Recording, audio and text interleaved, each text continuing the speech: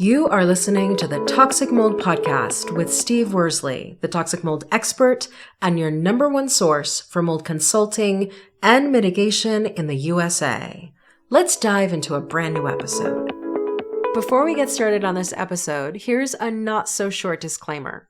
While all attempts have been made to verify the content provided in this podcast, neither the podcaster or the producers assume any responsibility for errors, omissions, or alternative interpretations of the issues discussed here. All information stated in this podcast is the opinion of Steve Worsley. Steve Worsley is a mold specialist with over 25 years of experience in the construction and mold industry. The Toxic Mold Podcast is for information sharing purposes only. The views expressed are those of the podcaster and his alone.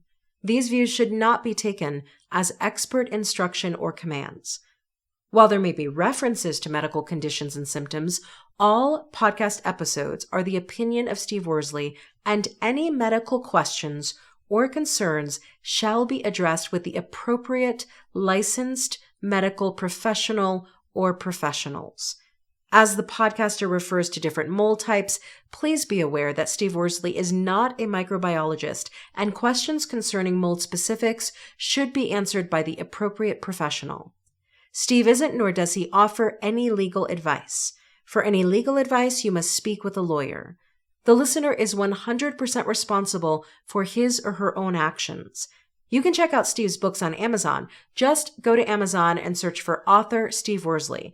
You can also take Steve's courses on Udemy or Skillshare, and you can find out more about those at cnccontractorservices.com. Now, let's get to the episode. Hello, everyone. Welcome to a brand new episode of the Toxic Mold Podcast. Steve, we're talking about mildew versus mold and where you would find them. Yeah, for someone like me, usually to me, there's really not much of a comparison between mildew and mold, but for a lot of listeners, they do get the two confused.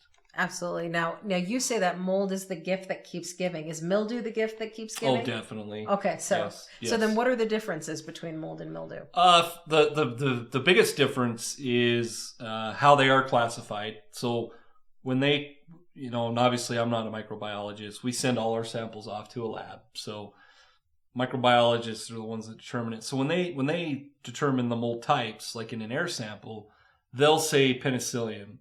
They're not going to go into any subspecies or anything like that because it's not that easily identified. Whereas mildew, they can go right down to the subspecies and everything. Wow. That's one big difference. The other big difference is where you're going to see it. Another difference is mold is I was going to say mostly airborne, but no, mold can be anywhere. But mold can become airborne, whereas mildew is not likely to become airborne. Okay. So kind of three major differences: how they're identified, where you're going to find it, and whether it's in the air or not. You're breathing it. Okay, so you don't necessarily breathe in mildew. You typically wouldn't be, no. Okay, because it's so heavy. Yes, the consistency, it's slimier.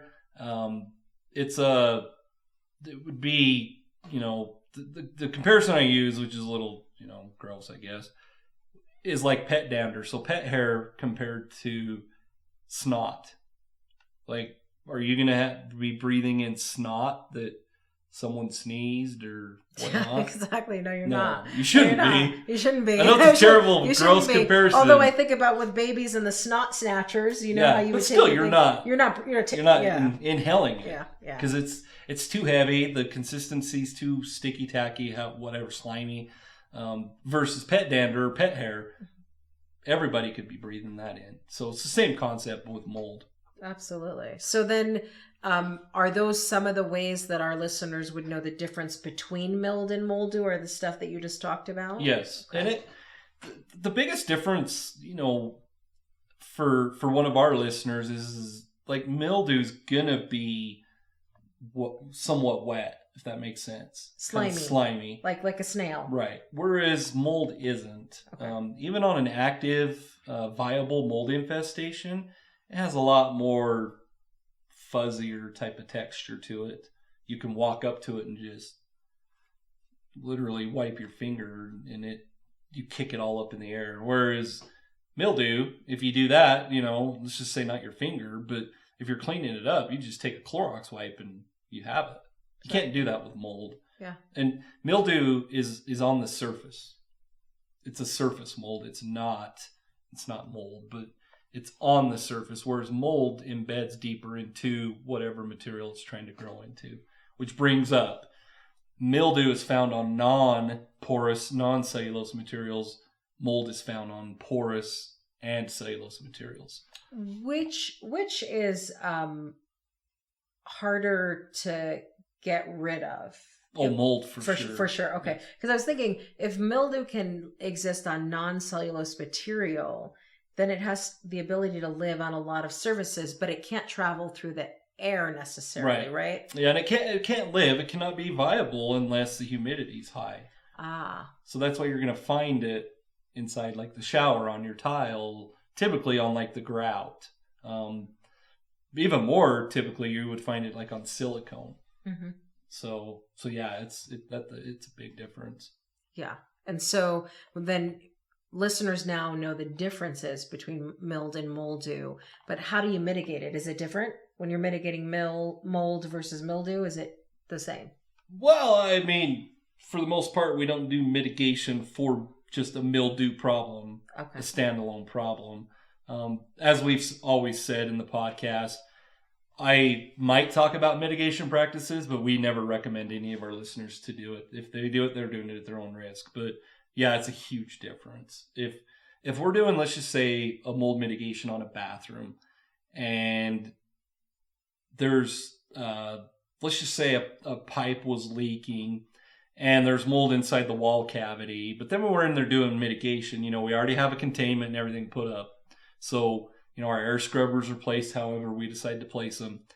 If the shower enclosure, which is not common for it not to come out, let's just say that the shower enclosure is not coming out. So you have an old, cast iron tub, and then you have tiled walls.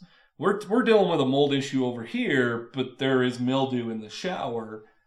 How do we clean that up versus mold? It's night and day. Yeah. We literally can wipe it off because it's on it's not a porous surface. So if it's on silicone, you just remove the silicone. If it's on the tile, you literally clean it off with the chemicals. And we use different chemicals for different reasons, for different materials. So you wouldn't use the same chemicals on tile as we would for wood or whatnot. You don't have to sand it. Not sure if I explained it all, but yeah, it's literally night and day. If you were to call me and you said, "Hey, Steve, I have a lot of mildew. You send me pictures. We see it's mildew." I wouldn't recommend this over the phone, but let's just say it's my brother. And he's like, "Steve, can you, come do some mitigation?" And I'm like, "Well, he lives 6 hours away, whatever." I would say to my brother, like, "That's the only problem you have?" We'd figure out why there's mildew, which would be lack of ventilation in there. And I would recommend to him what he needs to do to clean it up. I'm not going to tell our listeners what to do, but literally you can listen to what I just said earlier. But the way I would do it is you can literally wipe it off with Clorox wipes. It's simple. Yeah. But keep in mind, I've never had somebody call me for only a mildew issue. Okay. Because it has all the conditions for the mildew to be viable as it would for a mold infestation. Does that make sense? Yeah, they both of those things can happen under the same kinds of circumstances. Yep, under the same circumstances. So there's a reason the mildew, and for the most part with mildew, a lot of times just because our listeners, let's say they see mildew, which I'm sure every one of them could literally go in one of their bathrooms and find it somewhere. Mm-hmm. Just because you have mildew doesn't mean that there's not a problem in there. It tells me there's a lack of ventilation going on in there. Something is causing it, and we have to figure that out. And that's where, like, I love to talk about it and teach our listeners about it. But on the other hand, mold is so complex that I can't just say, "Wow, it's just a mildew issue. You're fine. Wipe it up." Yeah, exactly. And so, once again, never do mitigation on your own. But did I get deep enough in the weeds for you? You did, but this is what it brought up for me. I see so many things on shower tub cleaners, shower liners that say this shower liner prevents mildew or mildew resistant, or what could people do for mildew prevention, and do those things work? Well, so we've talked about the whole marketing of mold resistant is mildew resistant. I'm not saying that these companies don't invest extra money in those materials or whatever products, but to me, it's just kind of a marketing scam. Because you can say, "Well, it's mold resistant," and you can tack 30% off, or on top of another product that doesn't say it's mold resistant. Let's just say it's a shower curtain. It's plastic. I'm not a chemist. I don't have any knowledge of how that stuff's manufactured. But naturally, plastic is mold resistant because it's a non-cellulose material. So you kind of have to look at it that way. Now, you do have things like mold resistant sheetrock. They put it's green boardwood. A lot of people think about when you hear that.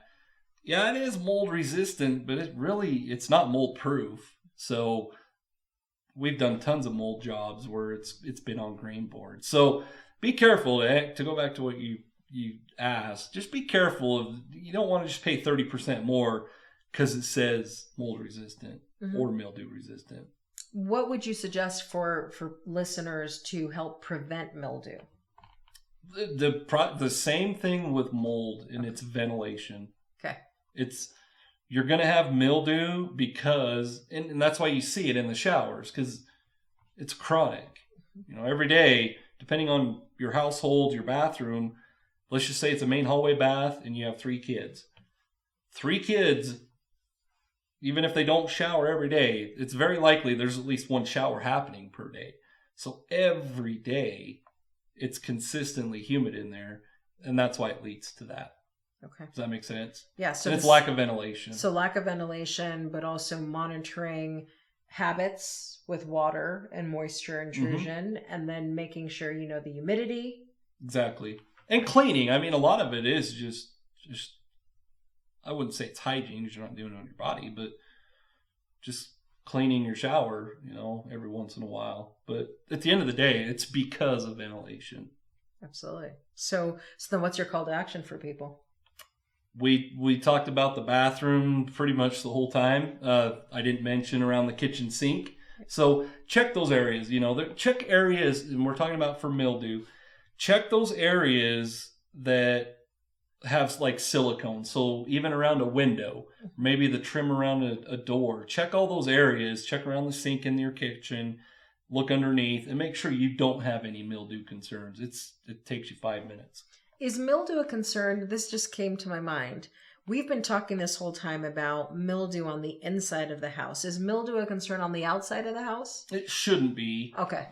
To me, it's the same as having algae growing on your siding. Is that good? No. But are you breathing it in? Yeah, probably not. Okay. Unless you literally, let's just say, let's say you have mildew in where we typically would see it, in a basement that's not a walkout basement, but there is entry and exit, meaning you have to go down a stairwell to get into the basement. So it's damp down there. It's, doesn't get a whole lot of sunlight or anything. It gets wet every time it rains or snows. There would be mildew, there could be mildew on anything. Could be on the concrete, could be on the foundation wall that takes you down in there. Is that going to cause problems inside the home? It shouldn't. I'm not saying it can't, but it shouldn't. Yeah. The only way it could cause problems is if it was able to enter the airspace of the home. And mildew, as we talked about earlier, is too sticky, tacky, slimy, whatever term you want to use. It's not airborne. And it's not as likely to be airborne as mold spores. Okay. So definitely much more focus on the interior than the exterior. Exactly. I wouldn't, I wouldn't ignore any mildew. Let's just say and to me, it's more algae that grows on like a wood siding. You see it a lot in humid areas. Is it a concern for me to fix because I think it's impacting my air quality? No, it could impact the air quality down the road, but the most the number one concern would be that it's impacting the actual wood that it's growing on, the integrity of it. Does that make sense? That does make sense. It's ruining the siding, and eventually it's going to be major. Okay. But for the most part, it shouldn't affect anything inside the home. Okay, that makes sense. So at the end of the day, people need to look at their habits on the inside of the home, what they're doing, how they're cleaning, and ventilation. Exactly. And keep track of all those things, which is why having something like the mold box makes a lot of sense. Exactly. Yep. We have probably one of the most important things in there is the journal. We have a notebook in there, and there's a lot more to it. So when you go Google the price or go to our site, we're not selling you a $60 notebook, but yeah, it's very important to document. We talked about it in the last episode. You have to document things. Yep. Otherwise, I mean, if you're like me and I blame it on mold, I have a terrible memory and I claim it's because of mold, but it's probably because I'm getting old. But you're not going to remember everything. Write it down. Exactly.